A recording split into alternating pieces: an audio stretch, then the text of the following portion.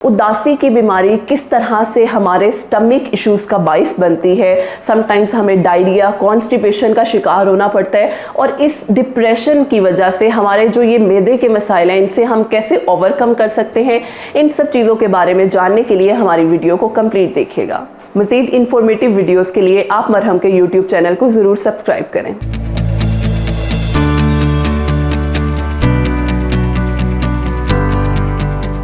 अस्सलाम वालेकुम एवरीवन, मेरा नाम वाफ़ा मलिक है। बाय प्रोफेशन में क्लिनिकल साइकोलॉजिस्ट हूँ यानी माहिर नफ्सियात।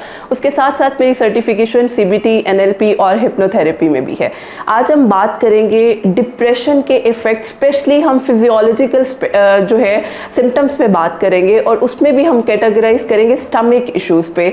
हम बहुत से डिफरेंट नफ्सियाती मसाइल के जो साइड इफ़ेक्ट्स हैं वो देखते हैं, हमारी फ़िज़िकल हेल्थ को इफ़ेक्ट करते हैं। तो उसमें आज हम टारगेट कर रहे हैं डिप्रेशन को कि डिप्रेशन के किस तरह से इफ़ेक्ट हमारे स्टमक को होते हैं। उसमें सबसे पहले ये समझना बहुत ज़रूरी है, डिप्रेशन जिसको हमने बहुत दफ़ा वीडियोस में सुना है, उदासी की बीमारी है। और हमें लगता है कि ये उदासी की बीमारी सिर्फ हमारी सोचों को डिस्टर्ब करती है, हमारी मेंटल हेल्थ को डिस्टर्ब करती है, हमारी फिजियोलॉजी को इफ़ेक्ट नहीं करती। तो ये बात बिल्कुल गलत है। अगर कोई मेंटल हेल्थ इशू आ रहा है, स्पेशली डिप्रेशन का शिकार आप हो रहे हैं, तो उसकी वजह से आपकी मेंटल हेल्थ के साथ साथ आपकी जो जिस्मानी सेहत है वो भी इफ़ेक्ट होती है। उसमें आपको हेडेक कभी हो जाता है, नोज़िया होना शुरू हो जाता है, इरिटेबिलिटी होती है, आपको खाने का दिल नहीं करता, आपका डाइजेशन का प्रोसेस स्लो हो जाता है। और उसी में एक सबसे हाईलाइटेड सिम्टम है कि ये आपके स्टमक को बहुत ज़्यादा इफ़ेक्ट करता है। स्टमक में आपको डाइजेशन सही नहीं होगी, या आपको बहुत ज़्यादा डायरिया का शिकार हो जाएंगे, या आपको कॉन्स्टिपेशन होना शुरू हो जाएगी। यानी डिफरेंट आपके साइड इफ़ेक्ट्स आएंगे जो कि रिलेट करते हैं आपके स्टमक के साथ। तो ये चीज़ बड़ी फैक्ट बेस्ड है, इस पर बहुत सी रिसर्चेज हुई हैं जिसमें ये बताया गया है कि डिप्रेशन बहुत ज़्यादा आपके स्टमक पे इफ़ेक्ट करता है। यहाँ ये एक चीज़ समझना बहुत ज़रूरी है, हमारे जो हमारी लोग हैं, अवाम है, वो समझती है जी अगर हमें कोई स्टमक का इशू हो रहा है तो हमें जनरल फिजिशियन के पास जाना चाहिए, GP के पास जाना चाहिए, वो हमें स्टमक के कैप्सूल देगा तो हमारे ये इश्यूज़ बेहतर हो जाएंगे। लेकिन जबकि आपने पीछे उसकी जो रूट कोज है उसको एवेलुएट नहीं किया कि ये स्टमक का इशू किस वजह से हो रहा है। तो काइंडली आप अगर जनरल फिजिशियन के पास भी जा रहे हैं तो सबसे पहले अपने सिम्टम्स को लाजमी देखें, क्या ये स्टमक इश्यूज ही हैं या किसी मेंटल हेल्थ इशू की वजह से यानी डिप्रेशन की वजह से आपको मैदे के मसाइल हो रहे हैं। अब हम बात करते हैं, ये स्टमक के मसाइल तो हो रहे हैं, अब हमने इससे ओवरकम किस तरह से करना है अगर स्टमक के इश्यूज रिलेट कर रहे हैं आपके डिप्रेशन के साथ। तो सबसे पहले जी हमें इसकी अवेयरनेस होना बहुत ज़्यादा ज़रूरी है। आप देखते हैं मरहम के प्लेटफॉर्म पे डिफरेंट वीडियोस मौजूद हैं इस पे, जिस पे बताया गया है कि डिप्रेशन के सिम्टम्स क्या हैं, फिजियोलॉजिकल और इमोशनल, कॉग्निटिव, हर पर्सपेक्टिव को आपको बताया गया है।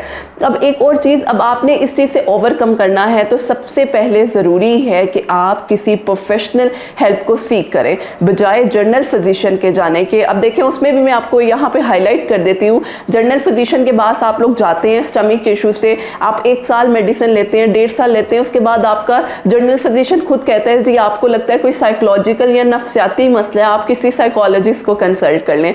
तो बीइंग एजुकेटिव इरा, हमारा इतना मॉडर्न इरा है, हर चीज़ हमें यूट्यूब पे नज़र आती है, हमें मिल जाती है। तो जब आपको रीएवैल्यूएट आप खुद से कर रहे हैं तो काइंडली आप प्रोफेशनल हेल्प को सीख करें। यहाँ याद रखिएगा ये टैबू हमारे यहाँ है, नफ्सियाती मसाइल वाला इंसान पागल होता है, ये मिथ बिल्कुल गलत है। हर नॉर्मल इंसान को कैथार्सिस की ज़रूरत होती है। तो अब आपने डिप्रेशन अगर आपको आ गई है, उदासी की बीमारी हो गई है, तो भाई आपने इससे निकलना है, आपने प्रोफेशनल हेल्प सीख करनी है। प्रोफेशनल हेल्प सीख करेंगे उसके बाद आपको कुछ मेडिटेशन की एक्सरसाइजेस बताई जाती हैं जो कि बहुत ज़रूरी हैं।